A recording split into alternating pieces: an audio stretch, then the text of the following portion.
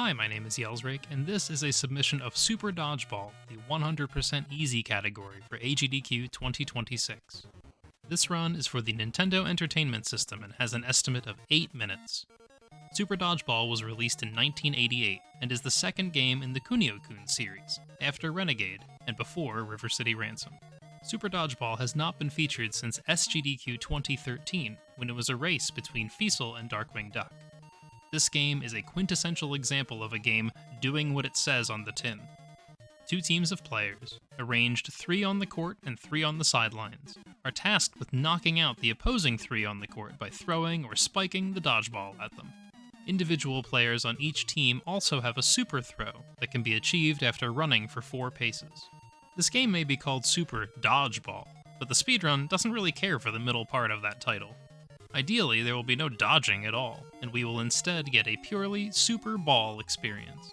Sam on Team USA has the best super throw by far in the game, and is the MVP of the speedrun. Most super throws collide with a single target. Sam's super throw goes through any targets that don't catch the ball, all the way to your teammate on the back line. This is optimal because you maintain possession after each successful throw. A good run will not relinquish control of the ball at any time. This game is known in the NES speedrunning community for having heavy RNG. Opposing players have very random movement patterns. They can duck, or they can jump, or they can simply strafe out of the way. And you know what? Props to them for that. They're out here representing their nation in dodgeball. Dodging is kind of their thing. Credit where credit is due. But I digress. Despite the game's heavy RNG, there have been 3 noticeable improvements to the run since the last time it was featured, which, when combined, comfortably bring the game's estimate down from the 10 minutes it was back then to only 8 minutes now. The first improvement is called the Muten Manip, named for its discoverer, Muten Pizza. Muten figured out that a lot of the RNG values don't start moving until you begin the first round of play, so if you perform the same sequence of inputs at the beginning of each run, first round has a high tendency to go very smoothly. On the lineup screen for the first match with the All-Stars, you must select change position 2 or 3 times in a row and then specifically select Sam, Randy, and Bill as your on-court lineup. If done correctly, the All-Stars players on the field will have a high tendency to remain grouped together, making a 3-cycle for this round highly consistent. The second improvement is called the Swami Skip. All of the players have unique stats, and Swami on Team India has the highest defensive stat of any player in the entire game. Sam's super throw only deals 1 damage to Swami, while it does 5 or 6 damage to his teammates. Suffice to say, you do not want to face Swami as an opponent. Fortunately, as long as you're careful, you can keep choosing change position until Team India selects Rajiv, Zail, and Akbar, in that order, which is the only lineup that relegates Swami to their back line. This skip literally makes the run a full minute faster with speedrun strategies, so it is essential to pull off the skip for a fast run. This is RNG, and not currently manipulatable, but it doesn't take too long for the lineup pattern to cycle around to the right one. The third improvement is more of a generalized strategy about determining your target priority in each round. Schmitty Games was instrumental in determining who should be targeted each round to optimize the number of throws in each round. As previously mentioned, each player in the whole game has different stats. Focusing on the strongest player on each roster is a critical strategy for the speedrun. Consider the fact that Sam's super throw can potentially hit every opponent in the same attack. This means that the minimum number of throws to complete a round is equal to the minimum number of throws to defeat the strongest opponent. Therefore, it is absolutely critical that you aim for him every chance you get. If you aren't successful in hitting everyone, at least you hit him, which gives you more permutations to successfully complete a round in the minimum number of throws. 2 important notes about the run. The 100% part of this category involves not losing a player at any point. On easy difficulty, there is 0 risk of losing a player, so this is very marathon safe. Achieving this goal grants the secret final round against a shadow version of your own team. The cool thing is that briefly during the screen transition, the backdrop shifts to a fabulous trans rights palette. The bad news is that the final level is a big old photosensitivity warning with lots of flashing. The level has a great song at least. I've been grinding this game pretty steadily for the last 3 months, and have managed to climb all the way up to second place on a leaderboard of well over 100 runners. and it would be an honor to showcase all this game has to offer on the big stage. Thank you to the Games Committee for considering this run for AGDQ 2026. Please enjoy a run I performed in early September for RGB LAN 8, where I discussed the 5 main tenets of Ball. You know, I gotta give it up for those last 2 runners. They seemed pretty legit. They were working. Mm-hmm. Absolutely. Absolutely. So yeah, I'm yelsraek, I'm Mad Mega. and this is Super Dodgeball, aka Ball. This is a game that I just recently picked up in the last few months. It is a lot of fun. This will be the 100% easy category. The first thing I do need to do, though, is I do need to do a soft reset and then relatively quickly run through the menus. I'll still give a countdown for when time starts. But we have to do something that's called the Muten Manip in honor of Muten Pizza. So when you go to select the first round, if you force the opponent to reset their lineups 3 times, not only will they pick a favorable lineup to play against, but if you do it quickly enough after a reset, the opponents will most regularly group together pretty cleanly. So you can typically get through the first level with a 3 cycle, provided Jack doesn't catch the ball. We all love Jack. But yeah, I'll do this soft reset and we will get through these menus and then we'll go ahead and get started. So 3 resets, and I'm gonna go with Sam, Randy, Bill, because that's also part of the Manip. 3, 2, 1, go. So you can see they're all kind of grouped together in the center here. This is really just have Sam peg a bunch of people with a ball. Sam's super shot is just the best one in the entire game by some distance, and there we go, the first level's already done. I have to explain the 5 rules of Ball, right? So these are the rules that I adhere to on my stream. So rule number 1 is to remain zen. Nice duck, Scott. We'll get to that in a sec. Rule number 2 is that the game owes you nothing. Rule number 3 is PB is impossible. Rule number 4 is Ball. Oh, nice dodge, James.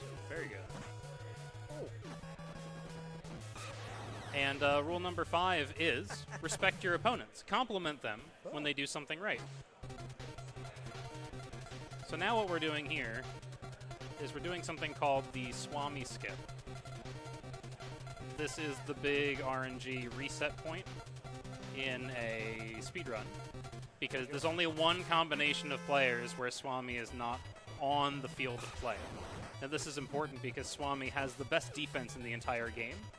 So Sam's super shot does 1 damage to Swami. Nice Doc Akbar. Again, give it up. Credit where credit's due. Remember that these folks are representing their national team. They didn't come here to get pegged in the face. They are here to attempt to dodge the ball. Maybe they've never seen anything quite like Sam's super shot, but that's what they're here for. So that's India done, and now we're off to Iceland, which, as we all know, is covered in ice and has penguins. Apparently.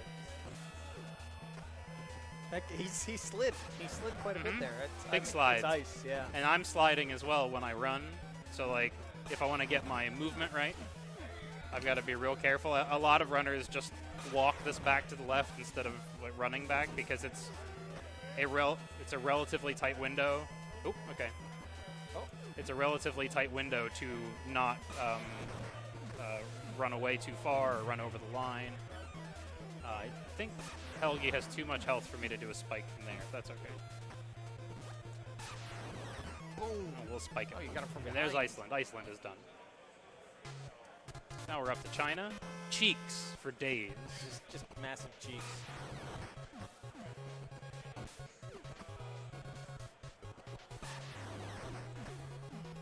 Another kind of unexplained rule is that you kind of have to take what the game gives you sometimes. A sprite on the opposing team will be flickering, and that's how you know who your target is.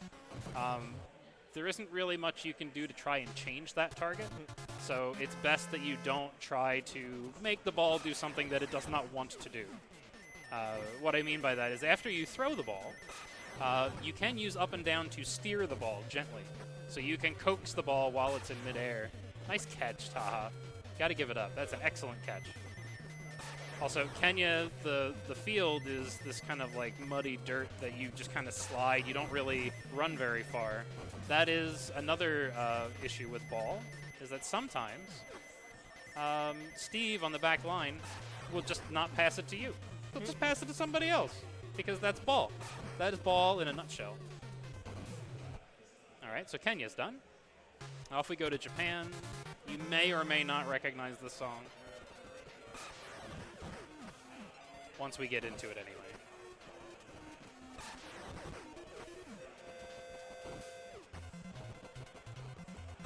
That is an amazing 4-hit on that one fella. That might be a 5-hit. Might be. So you can see I'm just doing quick dashes back and then dashes forward again. The inputs for running are exactly the same as they are in River City Ransom and really in Jane Silent Bob Mall Brawl as well. So double tap and then you start running. And you start running. But this game in particular loves to eat inputs. It eats inputs all 3 meals of the day and then also snacks on them as well. If you were ever to go into like a task editor and watch the frames tick by, like every 3 frames or so, one is just not registered. So you need to get into the habit of, like, it doesn't matter how many times you're supposed to press a button, press it a lot. Press it a lot and you'll get enough of them. There will be times where I will have successfully done an attack and Steve will be on the back line just holding the ball for like a solid second. He just won't throw it. I'm just mashing A repeatedly and he's just like, I got nothing. Yeah. You're not saying anything, man. Yeah. I'm not hearing you. Man. Poor Pavel. So Boris did a really good job of dodging us. I think, yeah, I can't even do a spike with 5, I don't think. I'd have to get it down to 2. There we go. So because we didn't lose a single player, we get the final level, which is the Shadow and Trans Rights. And you see that before. We've got a flashy warning, by the way. Sorry, I should have said that ahead of time. This is the big flashy stage because there's lots of lightning and stuff. It's also a banger of a track. Probably my favorite track on the soundtrack. The music does slap in this game. It really It's does. very good. But now we get to play against ourselves. So really what we're looking for is, since Sam is hot stuff on our team, Sam is also hot stuff on their team. So you really want to make sure as many throws as possible hit Sam. That is ideal. And time will be when Sam's health disappears at the top and the right in the HUD. I will call for it. It's going to be another 2 turns here. So this is the penultimate throw. And we're going to spike him, and hopefully it won't miss. And time. GG. There we go. GG. And that is ball. Nice ball. Thanks. Nice ball. Also, I will say that that the music in the credits is also a really good track too. So, but yeah. So the key difference between any percent and 100% is for any percent you actually need to have one of your players be knocked out during a round, which you saw how quickly that went. Yeah, You know, so like, you don't even have any concept for how strong any of your opponents are because you never give them a chance. It turns out, I believe the fastest way is like your best opponent attack-wise is going to be Boris in the Russia stage. So you want to like get them down to just Boris and then just run to the center and drop the ball. You saw at least one point there where I crossed the center line without throwing. Yeah. You just drop the ball. You can go and pick it up quick if you're quick enough. So, so as it was, you know, like. You just give it to him and then hope that he hits the right guy. And then finish him, and then poof, that you get the credit roll right there. But yeah, so 6:15 is not bad for just like a one go there, you know, just for a no reset run. Like it could have gone a whole heck of a lot worse. The Swami Skip was a little bit slow. Yeah. You know, really when you're doing PB attempts, once you get up to like the high level and like the low 5s, you're only going to give it like 2 or 3 chances for that lineup to go, and if not, then it's just poof, back to the beginning. And there we go. That's the ball. Ball. All right. Well, thanks Cool. for doing that run, and we'll be back soon with More balls. Marble. Yes, Marble Madness. See you in a little bit. More balls.